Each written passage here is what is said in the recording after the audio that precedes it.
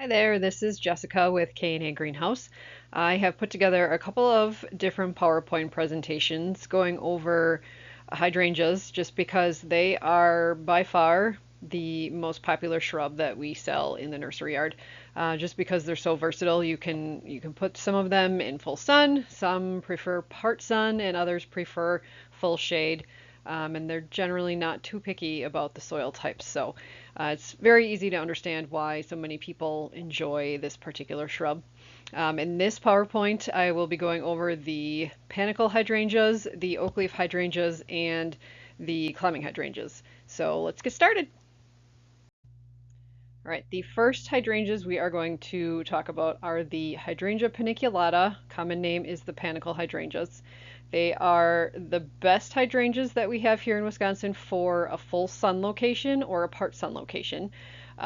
Full sun is great. They like hot and dry. You can put them on the south and west side of your homes. A lot of them are either zone 3 or zone 4, so they are hardy here throughout most of Wisconsin. The new varieties also will develop thicker stems, so the flowers don't flop. The flower heads on these are usually quite large, especially in the newer varieties. They're cone shaped. They always start out white and then they fade to some sort of pink depending on the variety. Some are a very bright pink, like a rose pink. Others are a pale pink, and others are more like a dusty pink that fades to a brown as the flower heads dry out. So the leaves generally will leaf out from the untrimmed branches from the previous year's growth, like a majority of shrubs will.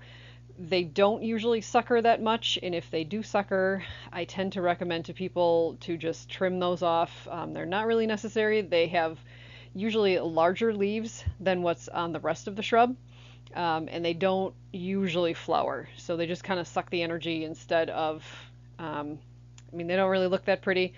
So I just tell people to cut them down. It won't hurt the plant. Just go ahead and do that. The panicle hydrangeas also have a very large range in size, so depending on what you're looking for, you can find something just to tuck in if you have this small, like 2 or 3 foot space that just needs something in there, or if you want something more like a hedge that'll get 6 to 8 feet tall. You can definitely find quite a few varieties that will get that large as well. All of the panicle hydrangeas will also bloom on the tips of the branches, so they'll be on the new growth that forms in the spring. In terms of pruning the panicle hydrangeas, these are a little bit different from some of the other ones. As I said, they tend to leaf out from the woody branches and the stems, which is a little bit different from some of the other varieties. So these you never want to prune down to the ground like you will some of the other ones. They will still survive. If you do that, it will just really, really stress them out. So I never recommend people do that. If you do want to prune them, because they flower on new growth, you can leave the dried flower heads up through the winter and then just start to cut those off in February or March, whenever it's starting to get a little bit warmer outside. Basically do it like you're kind of deadheading a perennial. If you've done that before, just cut to the first set of leaves or buds and then just leave the rest of the plant. Leave that up. If you do want to try to keep it a little bit smaller, if you're trying to prune just to kind of rejuvenate a little bit, you never want to cut more than 1/3 of the size of the plant. So if it's already 6 feet tall, you do not want to take off more than 2 feet of the plant. It stresses out the plant quite a bit if you're going to cut it, halfway back, or like I said, all the way down to the ground. So just make sure that you know what kind of hydrangea you have, because if it's a panicle hydrangea, you never want to cut more than 1/3 of the plant size in one season. All right, I would like to go over a couple of different size sections in the Hydrangea paniculata. The top left here is Bobo. That one is a very popular proven winners variety that we sell quite a bit of in the nursery yard. That one used to be the smallest one that you could get on the market, but was replaced last year by Early Evolution, which you see there in the bottom left. Bobo is about 2.5 to 3 feet tall and 3 to 4 feet wide. The tiny florets are actually very small that make up the cone-shaped flowers. Bobo is one of the earlier flowering varieties, so that one will usually start out around the same time as the quickfire family does, where it's right around the end of June or early July. But it does change pretty quickly over to a pink, and then it'll be brown for a remainder of the season. I do get quite a few questions from customers because Bobo does not flower quite as long as the rest of the panicle hydrangeas. It goes from white to pink to brown pretty quickly within about a month, 3 to 4 weeks, I would say. So they have the brown flower heads already, sometimes even as early as mid-July, and they think that the plant is dying. So that one, I usually tell people, if you want to have the longer flowering season, you can plant Bobo first, but then plant something else that is going to flower a little bit later. So you can usually time it pretty well if you have a lot of different varieties of the hydrangeas. So Bobo is an early flower. The early evolution is also somewhat earlier, but that one, if I'm remembering correctly, we had it for the first time in the nursery yard in 2022. That one did not flower as early as I thought it was going to. So they kept saying that it was going to be so early, it was going to be the earliest of all of them, and if I'm remembering right, that one actually started blooming after the 4th of July. So all of the quickfire types had started flowering and Bobo had already started flowering. But early evolution, the cone-shaped flowers are the florets on them are quite large. So compared to Bobo, it's a very different flower, other than the cone shape that all the paniculatas have. But it first actually starts out green, and then it changes to white, and then it fades to, which you can see in the photo down there, more of a dusty pink. So it's not going to be a very bright plant, but it is very floriferous. So as you can see in the photo, it's pretty much covered in flowers. The center photo here is Little Quickfire.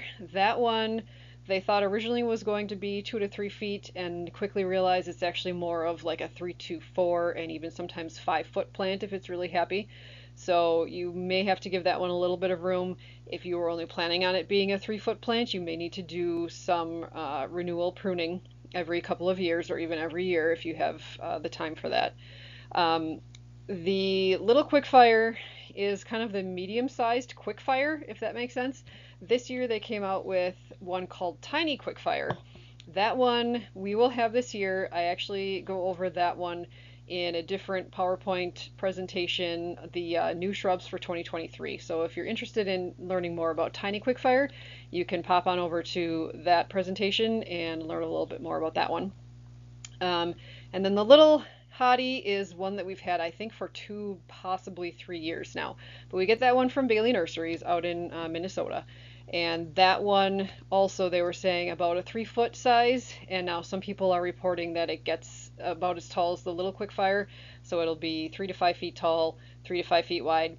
I personally prefer the Little Hottie of all of these, just because the flowers on the Little Hottie are almost fluffy. They remind me of almost like a lamb's tail because they're so full and so fluffy. Like the early evolution and Little Quickfire both have more of an open, airy flower on there, and Bobo still is a little bit more open, whereas the Little Hottie flowers are just so dense. You get quite a, as you can see, you get quite a bit of flowers for each plant. And moving on to the medium-sized varieties, the top left is Diamond Rouge, which is actually one of my favorites. We have been getting it for a few years now from Bailey Nurseries. It does start out more of a white color, but you can see here it is very, it's like a dark pink color as it ages. And this one generally starts in mid-July, so if you have one of the earlier flowering ones, you can plant this one in the vicinity, and then you kind of extend that timing, extend the bloom season for your hydrangeas. The Limelight Prime, I believe, was new in 2022, possibly 2021, but that one is basically an improvement on the existing Limelight.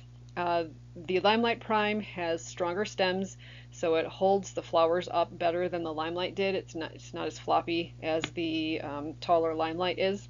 Limelight Prime along with Diamond Rouge, 4 to 5 feet tall and about 4 feet wide as well. So that one's not as small as the dwarf varieties, but not so huge like the regular Limelight is a 6 to 8 foot plant. So it takes a little bit of space in your gardens. The Pink Avalanche is one that I started getting from our Canadian supplier last year. That one also has what I was referring to with the Little Hottie as the more dense and almost fluffy looking flowers. You can see in the photo the pink on this one is more of a pale pink, not as bright as the Diamond Rouge will be. And even Limelight Prime has more of a statement or an eye-catching pink before it fades to brown. Whereas the Pink Avalanche is just a very subtle white to a very subtle pink before it turns brown. And then the top right photo is Quickfire Fab. We've had that one for a couple of years now as well. Basically, the improvement of Quickfire. This one's also not quite as tall. As a medium variety, it's going to be around that 4 to 5 foot range and about 4, possibly 5 feet wide as well. So this guy comes out with the dense flower heads again, which is different than the little Quickfire, different than the regular Quickfires in the denseness of the flowers. And this one, because it's in the Quickfire family, will start out a little bit earlier. So if you wanted, as I was talking about before, to extend that bloom season, you could always plant some Quickfire Fabs and then plant the Diamond Rouge close by, because you'll have the bloom starting for Quickfire Fab in in late June, and then you'll get that mid-July start for the Diamond Rouge, and you'll get 2 months of flowering for both of those varieties. Now on to the big guys. These are really nice if you need to make a statement. If you don't want to put some sort of huge tree like on the corner of your garden, in the corner of your house, but you want something that looks pretty fabulous for a while. A lot of people use these as hedges. Instead of putting in a row of arborvitae, they'll put in a row of hydrangea paniculata instead, just to block views. Plus they flower for so long that it's just nice to have something, flowering to look at. So the top left is Pinky Winky. That one's been around for a very long time, and that one really, they try to find improvements for it, but they really can't, because Pinky Winky is actually a really good variety to begin with. So the flower heads on these are actually longer than a lot of the other paniculata varieties, so they're larger.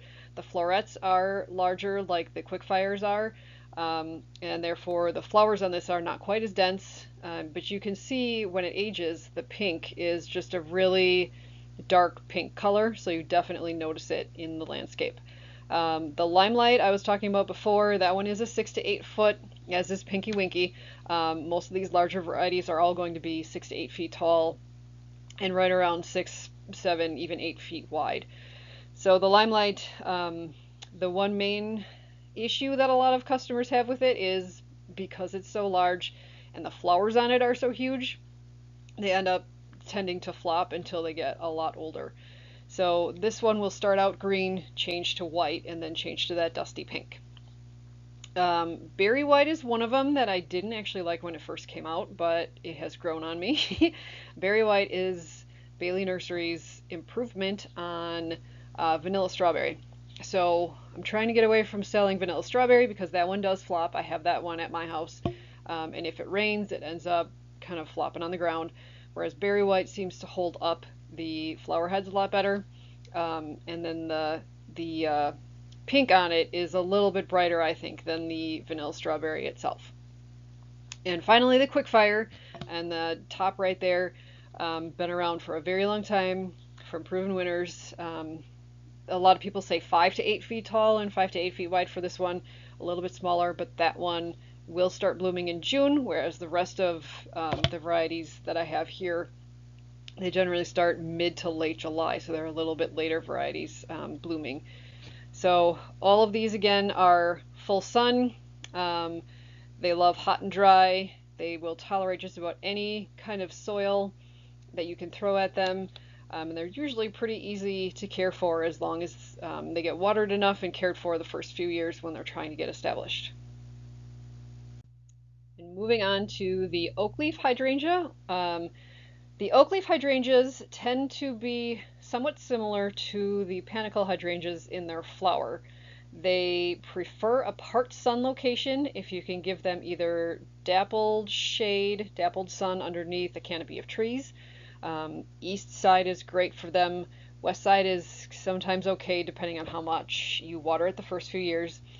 They don't like it as hot and dry. They prefer more of a cool root system. So if you can give them that, they would really appreciate that for a growing medium. A lot of the older varieties of the Oakleaf hydrangeas tend to flop over, but a lot of the newer varieties and the dwarf varieties have the thicker stems, so you won't see them flopping nearly as much as they age. All of the flowers, like I said, with the Oakleaf are very similar to the Panicle hydrangeas, whereas they start out usually in July. They'll be white when they first emerge, and then they change to some sort of pink color before they turn brown as they dry on the plant. So these will leaf out from the untrimmed branches just like the paniculatas do.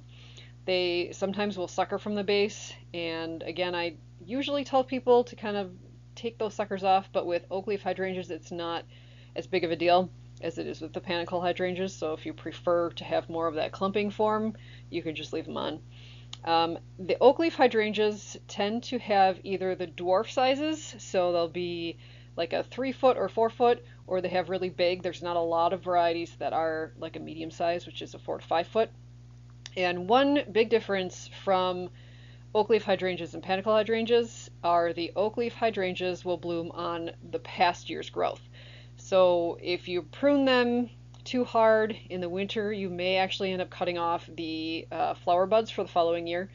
So we'll get into the pruning in a little bit, but with the Oakleaf hydrangeas also, deer and rabbit really love to munch on these, especially in February and March when they're looking for pretty much any kind of nutrition before the grass starts growing again and things start to leaf out. So if you do have these and you have a lot of problems with rabbits or deer, I would definitely recommend to either spray them if you have a spray that usually works, or you can fence them and that'll keep the critters from munching on them too much.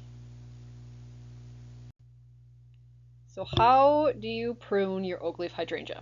The main thing you want to avoid is probably you want to avoid cutting off the flowers for the growing season. So if you do leave the dried flower heads up over the winter, and you do prune the flower heads off in spring, just make sure that you only prune the flower heads off. Don't cut too deeply into the shrub itself, because then you'll be pruning off the flower buds that were set last year. So if you do decide that you want to prune the shrub down to keep it a particular size, I would recommend doing that in summer after it's kind of winding down and you can tell that it's not going to be really flowering anymore. When the flowers turn either that dusty pink or the brown color, you can cut off the flower heads, and then you'll have to cut into the shrub. And as with the Panicle hydrangeas, you do not want to prune more than 1/3 of the size of your plant. So like I said, if it's a 6-foot plant, you don't want to cut off more than 2 feet, 2 feet off of the size, just because it'll stress the plant out by cutting too much. And as with the Panicle hydrangeas as well, you never want to prune these all the way down to the ground. Never cut them, a foot above the soil if it's, a 3 or 4 or even 8-foot plant. They don't really like that. And then you actually won't even get the flowers for the following season because you cut them off by making the plant too small. So a few of the Oakleaf hydrangea dwarf varieties. We have Peewee, which is the photo below, and then Ruby Slippers, which we'll also be selling this year, is the one on the right. I have another one that I just recently added to our orders called Sykes Dwarf, which is going to be new for us this year. I don't have that one here in this presentation, but I do have it in my new shrubs for 2023 presentation. So if you want to learn more about that, you can head on over to that presentation and take a peek. I talk about the Sykes Dwarf. Otherwise, the Peewee and the Ruby Slippers are both going to start blooming in July. They bloom for about 4 to 6 weeks, and the The photo on the bottom is what the peewee looks like when it first starts flowering. So you see the white. The ruby slippers has, as you can see in the photo, has a very dark pink when it fades to a pink color. Peewee is not quite as dark as the ruby slippers is when the flowers age. And I should also note the Oakleaf hydrangeas all have a gorgeous fall color. It's kind of a mix of almost a purple color and red and orange. So that is another great addition to your fall landscape. And a few of the larger varieties that we'll be selling this year are Alice, which is the one on the left, and Jetstream, which is the one underneath there in the center. So the dwarf varieties tend to be about 3 feet. The large varieties, both of these will be 5 to 8 feet tall, just depending on what kind of site they have. I found that a lot of times if you plant them in clay soil, they won't get quite as tall. So I know a lot of people around the Madison area, Middleton and Verona, have very heavy clay soils. So you may end up with a plant more like 5 to 6 feet instead of the 8 feet if you have the clay soils instead of a richer soil. And again, they will come out this white color like the Alice is on the left there, and then fade to a pink. Both of these are more of a dusty pink when they fade with age. They won't have a really bright pink like the Diamond Rouge Paniculata will, or like the Ruby Slippers is a darker pink as well. And the last type of hydrangea in this presentation are the climbing hydrangeas. I personally have quite a few of these actually climbing up my black walnut trees on the trunks. I saw that at a hosta grower back in the day, and I thought that would be a really cool idea. So it does have, like the ivies do, where they have those suction cups or the feet that they will stick to surfaces, so they will climb up a tree trunk and you don't have to actually support it. They also will climb up rock and brick. If it's a porous material, it can basically sucker to whatever that material is. And as I said, it's growing up my walnut tree, so they are juglone toxicity tolerant. Does not really affect them. The only thing I've noticed is they haven't flowered for me at all, so that may be affecting their flowering. However, I also planted very young plants, so they might just be too young to have started flowering yet. And there's a couple of different varieties on the market. We generally sell the one that's variegated called Miranda. And then we also sell the plain green-leafed one. Both of those will always flower with the lace cap type flowers. And pruning these, you honestly don't need to do any pruning, but if you do decide it's getting to be a little bit much, you only want to prune a third of the size of the plant that it is at that time. You want to do it right after it's done flowering, or you'll end up losing the future flowers. So usually the climbing hydrangeas flower right around Memorial Day. So usually mid-June is when you're going to want to try to prune these if you do decide that you want to prune them. Never ever prune this down to soil level.